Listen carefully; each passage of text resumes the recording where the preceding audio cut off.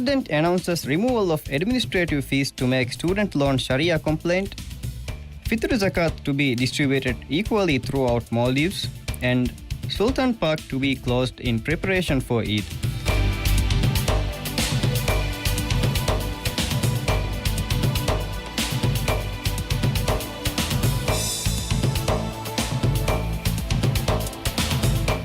Bismillahirrahmanirrahim. Assalamu alaikum and welcome to MMTV News in English with me, Mariam Milza Masood.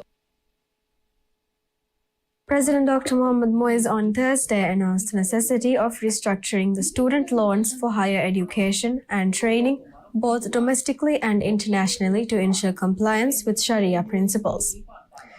In a post on his official X account, the president stated that the Ministry of Higher Education, Labour and Skills Development has been directed to ensure that loans provided for education and training abroad are structured in a manner that eliminates interest and adheres strictly to Sharia principles. In this regard, he declared that the existing 1% administrative fee currently collected alongside loan repayments will be completely removed. Additionally, he also instructed the recalibration student loans repayments for past students by removing the administrative fees from the loan amount owed.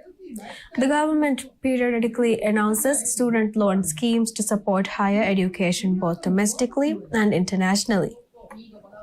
In line with its ongoing efforts to expand access to higher education, the Ministry of Higher Education, Labour and Skills Development sanctioned loans for over 1,000 students last year.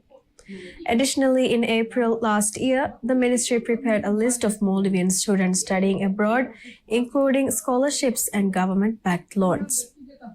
By December, more than 2,000 students had registered on this list. President Dr. Mohamed Moise announced a series of transformative initiatives aimed at improving healthcare, financial stability, food security, and public health in the Maldives. Speaking on the Ray Yuthanayaku podcast, the president highlighted that the National Thalassemia Center is set to undergo significant upgrades to improve patient care and accessibility. These includes requirement of additional nurses, upgraded testing equipment, and better blood filtration processes. Patients can expect safer and more efficient treatments. Additionally, Maldives National Defense Force has been tasked to expedite the construction of Orange Hia to relocate the facility, while RTL bus services by Maldives Transport and Contracting Company will offer a designated bus stop and free patient transfer. The president also stated that the new hemolytic blood filters are expected to arrive by May, which will further enhance treatment quality. To address broader needs of approximately 650 active thalassemia patients, the government is working on establishing a state-of-the-art facility in Hulumade, which will include bone marrow transplant services, a key campaign promise of President Dr. Moise. President Dr. Moise also noted significant progress in financial reforms, highlighting that 95% of those required to remit US dollars to banks are now complying with regulations. Since January, $150 million has been remitted, marking a 40% increase. To further stabilize the economy, the government has introduced measures such as raising the bank rate allocation for travelers from $500 to $1,000, doubling credit card limits, and expanding telegraphic transfers (TT) options. These efforts aim to strengthen the formal financial sector and reduce dependence on the black market. Addressing public concerns about rising food costs, the president outlined strategies to reduce the prices of fruits and vegetables. In this regard, the government plans to boost local agricultural production to decrease reliance on imports and ensure affordability. The State Trading Organization, STO, will continue to play a key role in maintaining a stable supply of essential produce at reasonable prices. In a major public health move, the president announced that the government plans to introduce a generation ban to prevent future generations from smoking. This policy, inspired by similar initiatives worldwide, would prohibit the sale of tobacco products to individuals born after a certain year, effectively creating a smoke-free generation. Further details on its implementation are expected in the coming months. The Ministry of Islamic Affairs has announced a significant policy change in the distribution of Zakat al-Fitr, deciding to distribute the collected funds equally among individuals on the National Law, Income and Orphans Registry.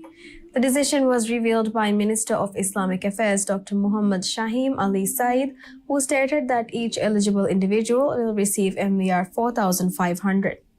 He explained that the change aims to strengthen social equity, aligning with the core purpose of zakat in Islam. Previously, Zakat al-Fitr was distributed based on what was collected within each individual island. However, under the new system, the entire country is treated as one unit, and the total funds collected are now divided equally among all registered recipients across the Maldives. This is the first time such a change has been made in the history of Zakat al-Fitr distribution in the Maldives. As of now, the ministry has collected MVR 12.4 million in Zakat al-Fitr for this year. We'll see you soon after a short break.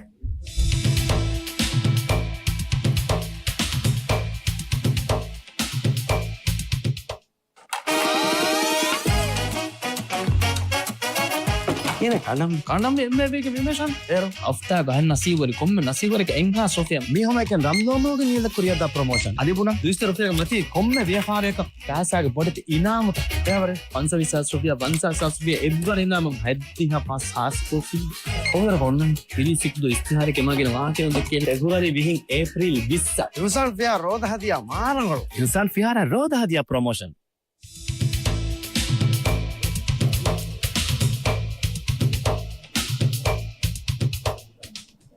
Welcome back. Looking into more news, Sultan Park in Male will be temporarily closed as part of preparations for Eid Habir 1446, a large-scale event organized by the government. The Ministry of Construction, Housing and Infrastructure announced that the closure will begin today, March 28, 2025, and continue until Eid al-Fitr. The event, coordinated by security forces and state-owned companies, will span Sultan Park, the Islamic Center, Republic Square, and the Izzuddin Jetty area. Families attending can expect sports activities, entertainment, and Eid gifts. The celebrations are set to take place from 4 to 6 p.m. on Eid day. In addition to Male, festivities are being expanded to other islands, with 36 islands to be lit up for Eid al-Fitr celebrations. The government reshuffled key leadership positions, advanced major investment policies, and expanded financial and religious services across the Maldives over the past week. Former Commissioner of Police, retired Ahmed Fassi, was appointed as the new Controller General of Immigration, replacing Muhammad Shamman Wahid, who was dismissed after holding the position since November 2023. The appointment was confirmed by the President's office.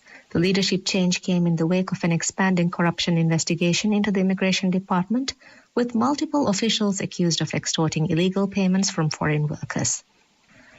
President Dr. Mohamed Moise amended the investment policy through Presidential Decree No. 6, 2025, revising regulations on cross-subsidy investment projects.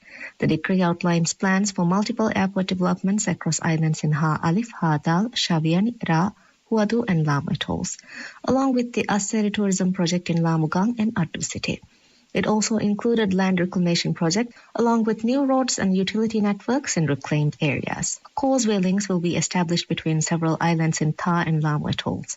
The President is also authorized to allocate islands, lagoons and land for tourism development under stricter investment regulations, including minimum investment requirements and new lease extension policies. Additionally, the Tourism Industry Trust Fund will be replaced by a new Tourism Trust Fund to support sector growth. The following day, government opened bidding process for construction of state-run Domestic Violence Protection Center in Addu city. According to the Ministry of Finance and Planning, interested bidders must submit applications by April 24th with a non-refundable registration fee of 1,500 rupiah or $100. The project, funded by ADB, follows an open competitive bidding system and is part of a broader initiative that includes another facility in Raungu Farm. ADB has pledged $7.5 million for construction and an additional $2.5 million for technical assistance. Maldives Police Service released the profiles of Maldives immigration officials, including the former Controller General of Immigration, who were arrested for allegedly abusing their positions to extort money from foreigners. Authorities also confiscated a phone belonging to a family member of Shamman and imposed a travel ban on 2 other immigration employees linked to the case. The same day, Ministry of Islamic Affairs announced that Eid al-Fitr prayers will be held in congregation in 4 major venues in Mala area, including Mafana Stadium, Billigili Football Stadium, Synthetic Track in Hulumala Phase 1, and the Cricket Stadium in Hulumala Phase 2. Additionally, 23 mosques across the Greater Mala region will host prayers to accommodate more worshippers. The ministry added that in case of adverse weather, prayers will be relocated to mosques that hold Friday prayers, ensuring accessibility for all worshippers. Looking at the financial sector, residents across 7 islands welcomed the launch of new ATM services introduced by Bank of Maldives and in years of limited banking access. The ATM is now operational in Halif Uligan, Turakun, Utimu, Moladu, Takandu and Marandu, allow users to deposit and withdraw money, transfer funds, repay loans and make credit card payments 24/7. A historic first in the Maldives, President Dr. Mohamed Moez and First Lady Madam Sajda Mohammed attended the Huffaz graduation ceremony at the Islamic Center, organized by the National Center for Holy Quran to commemorate 22 graduates who completed the Hifz program. The Maldives Transport and Contracting Company signed an agreement on March 27 to build an immigration office in Halif Uligan to enhance services for visiting yachts. The agreement was formalized by MTCC Managing Director Ahmad Saudi and Immigration Controller Ahmad Fasih, aiming to strengthen immigration facilities for tourists arriving by sea. The project is a significant step in improving immigration services in the region. That's all the news we have for today. Thank you for watching and have a pleasant day.